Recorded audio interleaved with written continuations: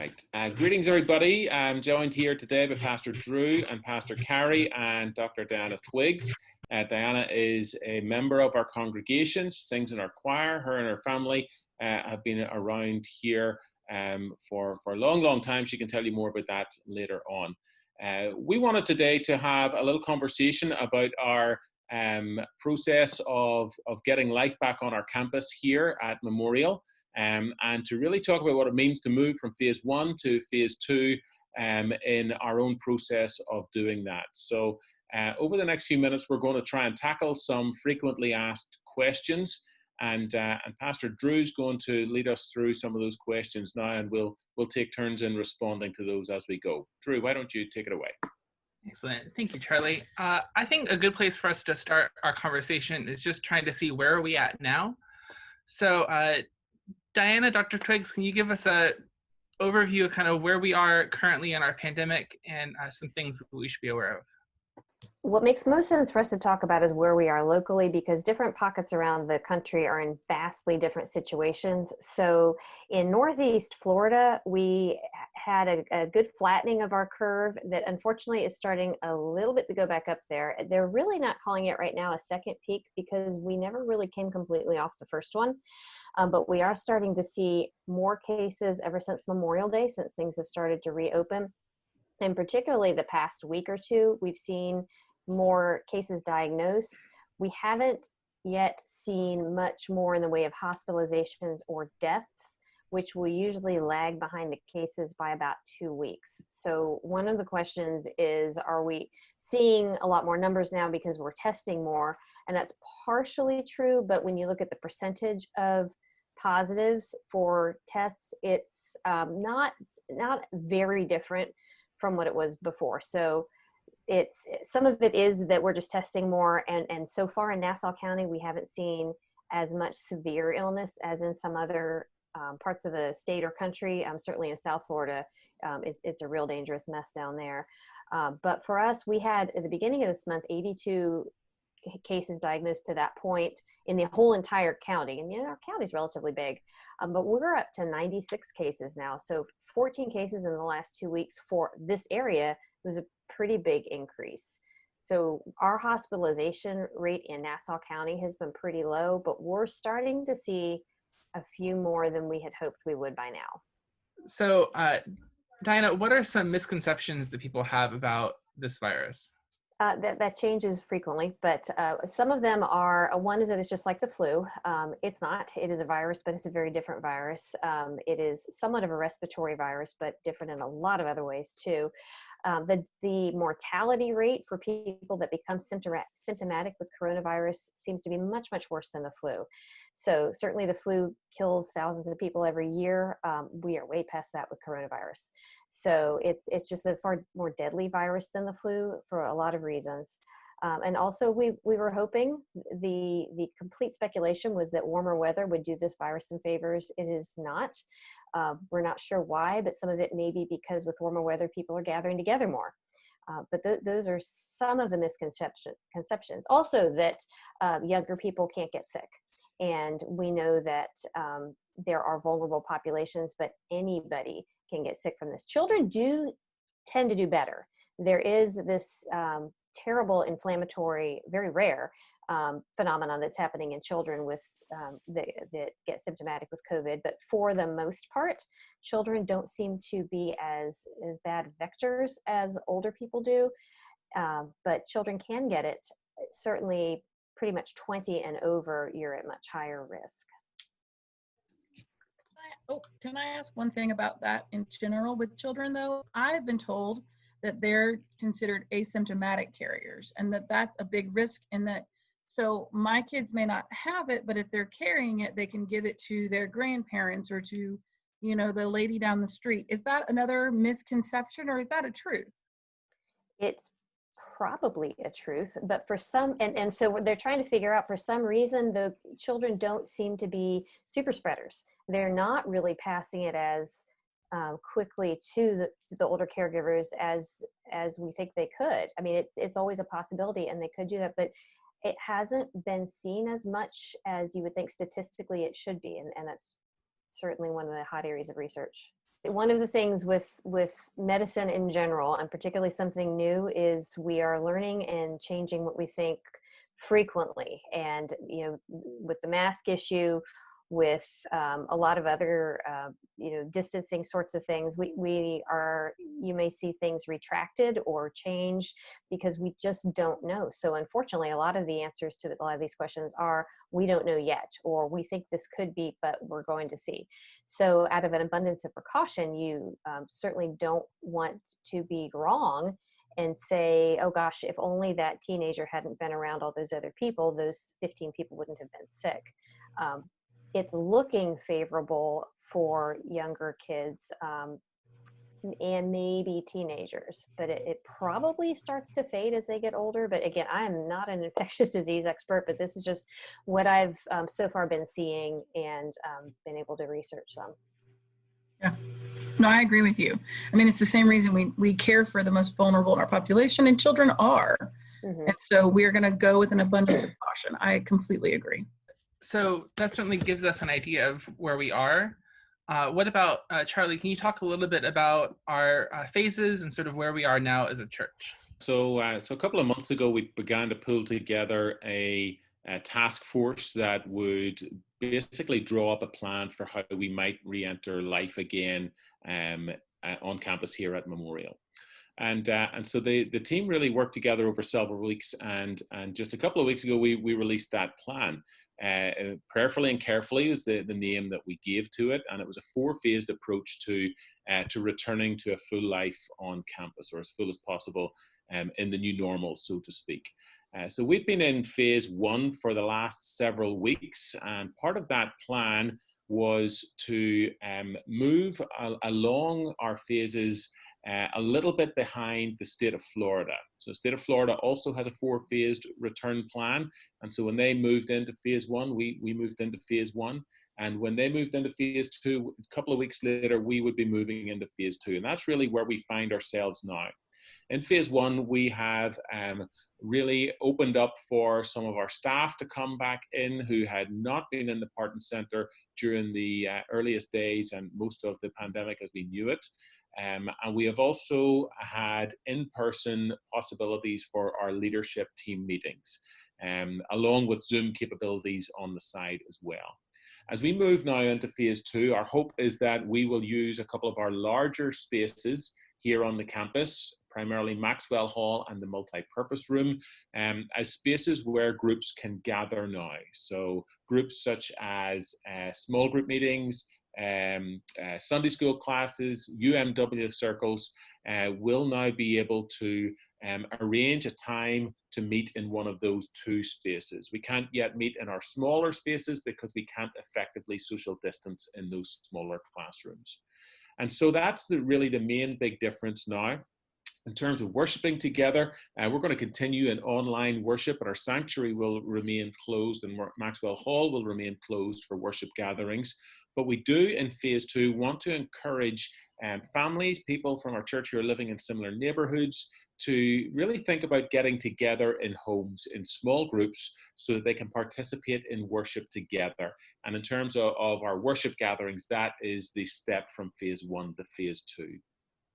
That puts a bigger emphasis on the social distancing and mitigation factors and activities for this virus. So Dr. Twiggs, can you talk to us a little bit about some of what those are and the importance of those to fight back against this virus? Sure. So there's not any one thing that's going to keep everybody safe. It's the collection of things we are doing together. Temperature checks alone are not very effective. Social distancing has a role, but is pretty limited. Masking helps a lot, but is limited. So, but if you put all those things together, and then policing yourself. So are you sick? Should you be out? So if you're feeling well, haven't been exposed, and you're going out, and you know you don't have a fever, and you're social distancing, and you're wearing a mask, and everybody around you is doing the same thing, that will significantly cut down everybody's risk, not just yours, but the people around you. So it's doing all those things together, and then cleaning, high-touch surfaces. I think all of the over-the-top cleaning that we've seen, particularly I was a restaurant in Jacksonville who spent $7,000 deep cleaning their small business, which might not have been money all that well spent, frankly, unfortunately. So things like that are helpful, but we have to start doing all those other things. When this all first was coming about, we didn't really have any kind of good data on any of this.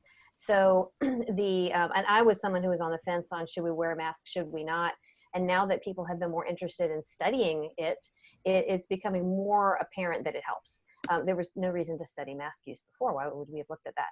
So, but when you look at, I wear a mask, you wear a mask, we are transmitting less together, and we're trying to stay a little bit further apart. And as much as we can with ventilation, staying outdoors is a lot safer than indoors, and having good airflow indoors. All those things together will keep everybody a whole lot safer. But the mask use is particularly important now. It's just, if I'm wearing a mask, I get a little bit less from you, from your droplets, but I am projecting much less towards you. So it's more, my mask is more protecting you and people, around me, which really is a way of caring for each other and not just for ourselves. And Charlie, as we're talking about social distancing and wearing masks, how does that factor into our plan as a church and sort of our understanding as a congregation about how we do these things? For me, I mean, Diana referred there in her answer to, the wearing of a mask as a symbol of caring for one another. And in terms of who we are, certainly as United Methodists, as Christians, we seek to do no harm, to love God with all our heart, soul, mind, and strength, and to love our neighbor as ourselves. And so this idea of caring for one another is top in the priority list for who we are as followers of Jesus Christ. And so for me personally, I think it's important that when we do gather, we reflect that care for one another by wearing masks. And on our campus, as we do invite people to be a part of in-person meetings and gatherings, that is one of the things that we have in place to invite all people and to encourage strongly all of our people to choose to wear a mask when they come on site and are in the presence of others, as an expression of care for others and care for each other and care for our community. So as we're talking about phase 2 and what that looks like, Pastor Carey, can you tell us a little bit about the changes in phase 2, particularly for our adult classes and adult education? I'm really excited about being able to say, all right, classes, you are welcome to come back on campus. I also want us to make sure that we stress how careful we're being. So what we're going to ask people to do is, if your small group, your UMW circle, your a Sunday school class are ready to come back on campus, you have to contact me and or Pastor Drew if you're a UMW or another group to come back, and we are going to make sure that we schedule you in a space that fits your group. So if you have 25 people, and that's the limit of what we're saying we're going to allow being in a space, then you have to be in Maxwell Hall. You won't fit in the multipurpose room. But we also can't count on the fact that your Sunday school class will get to meet at 9:30 on Sunday morning, because we can't have that many people on campus.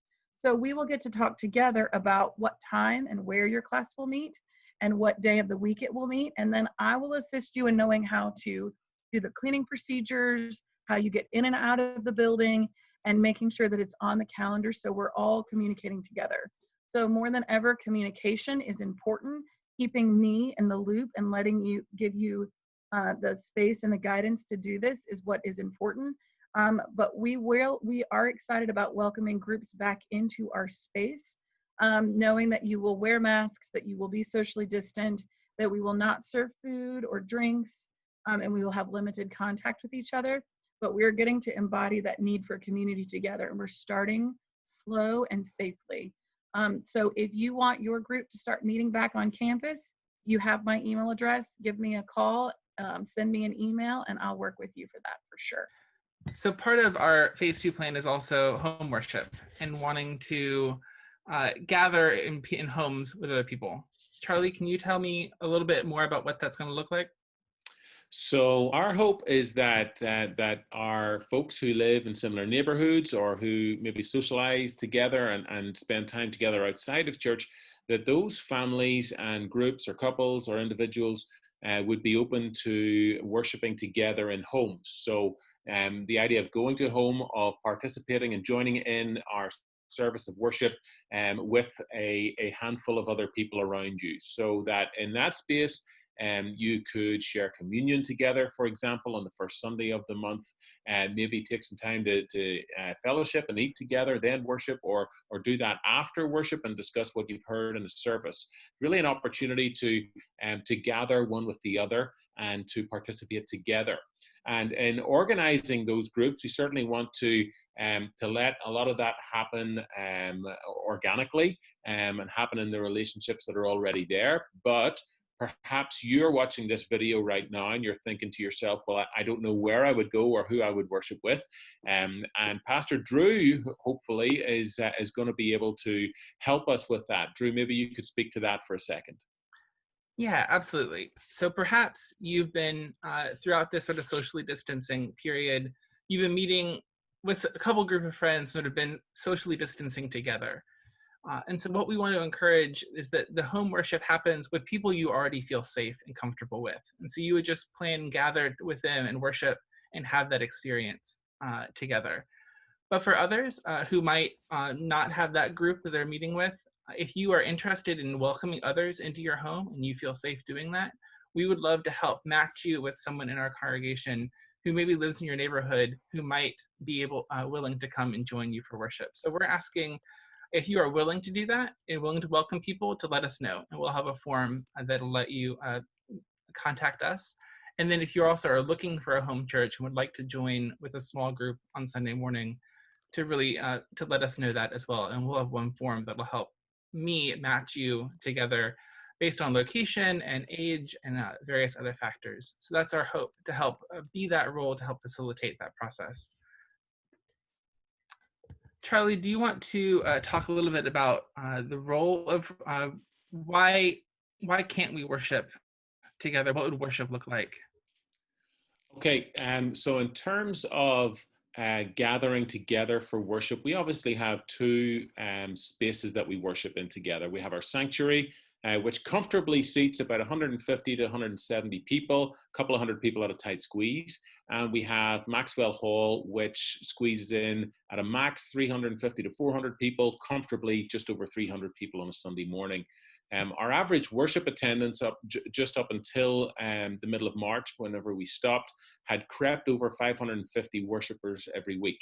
And so you can imagine trying to get those people into those places was difficult. Now, of course, not everybody is going to be ready to come back to worship. But even with that, our spaces, we've got to think about how we can socially distance people well in those spaces in a way that is effective, in a way that is keeping us that 6 feet apart from one another. And we've also got to think about the things that we do during worship. So passing an offering plate, for example, touchy to touchy as you pass it along is something that we want to stay away from. And so we've got to think about what an offering looks like. We've got to think about things such as the sacraments of Holy Communion and baptism. We've also got to think about something which is central to who we are as Christians and as United Methodists, and that is singing. Singing, the research that is coming out among choir directors and worship directors from qualified people is that singing is actually one of the super spreading activities that we can engage in. I mean, Diana, maybe you would explain to us why that is, if you know anything about that. I'm sure you do. Yeah, I hate that this is the answer, because if you know me, you know I am a singer, and I would love to get back to that. But there has yet to be any really good workaround for singing in person. Masks aren't going to help, face shields aren't going to help, social distancing doesn't help much, because with singing, not only are you projecting, so it's like yelling, you're singing, you're getting more droplets further, but you're breathing deeply. So the people around you you're breathing in what they just projected out. So singing is right now a no-go by any infectious disease expert that I've seen recently. And I am not an infectious disease expert nor an epidemiologist. So I'm approaching all this from a family physician standpoint. And for this really as a singer standpoint. And I wish there was a way, but right now singing is just a no-go, and it's a sad truth. Yeah. So when we take all of these things into account, it really paints a picture of a very different worship experience. A lot of control in terms of who can be there, how many people can be in a room at the same time. Currently, we're thinking that we cannot seat more than 60 to 70 people distanced in the sanctuary. Currently, no more than 100 distanced in Maxwell Hall there. And so really trying to work around our unique circumstances here, where we have such a large worshiping family and we have two relatively small spaces compared to that. Other churches that are opening up around us, I mean, I hear a lot of that. Everyone else is doing it, why can't we? Other churches have different situations. First Baptist Church here in town has a 1,000-seater auditorium. Currently, I don't think they're having more than 250 people in that auditorium, and they are socially distanced throughout.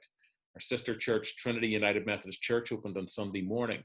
They have very low worship numbers. They only have 20 to 30 people there in worship, so they can distance in their space well. That has become more of a challenge for us because of the spaces that we have and the numbers of people that we have. I do want to say, though, it's really important to add that is something that we're trying to work hard to remedy. And so as we move through these phases, and as we do get to the end of them, and we do get to worship together here on campus again, those measures will be in place. It will look very different. It won't be hugs and high fives on that first day, but it will be good to be together in the limited capacity that we can be together. We're working towards that, and we are hopeful that we will get there. In terms of putting a date on that, it has not been possible for us to do that so far, especially listening to what Diana was saying at the start, and that sort of creep up locally of the numbers of cases. That concerns us in terms of gathering people together. Some of you will have heard of the party that went out to the Irish pub. Could have been any other nationality, but it had to be an Irish pub in Jacksonville. They went out for a good time, and they came back and there was like 16 cases because there was no distancing being practiced in that atmosphere. This is a very real concern. And so that is why this prayerfully and carefully measured and slow approach is the one that we are taking. It's so that when we do get back, we're back to stay, and we are not turning ourselves around and saying 2 or 3 weeks afterwards, we've got to shut up shop again. So I continue to appeal for patience and for grace and for understanding and for engagement in these phases as we move through them. And for anyone who hasn't had the chance to take a look at that document, it's on our website. And if you go and find it and take a read through, hopefully you'll understand where we're coming from in our approach to getting life back on campus here at Memorial. All right, so as we bring our conversation to a close, what are some things that we just need to be aware of? I'll go ahead. I mean, for me, I think we need to keep, as a family of Christians here, we need to keep caring for one another, caring for our community front and center in terms of who we are and what it means to live out our calling in this world. And how we do that is we handle this pandemic, this COVID-19, with care and with caution, and we prayerfully and carefully approach our return to life here on campus, and we do everything that we can to connect to one another and to worship together as we can through these phases of return that we have mapped out. So wash your hands, use your mask, exercise outdoors, take care of your mental health. Check in on your friends and your family with their mental health, because it is a very big deal. It's as important as our physical and spiritual health. Amen. Well, thank you very much, Dr. Twiggs and Pastor Charlie, Pastor Carey, for this conversation. It's been really helpful.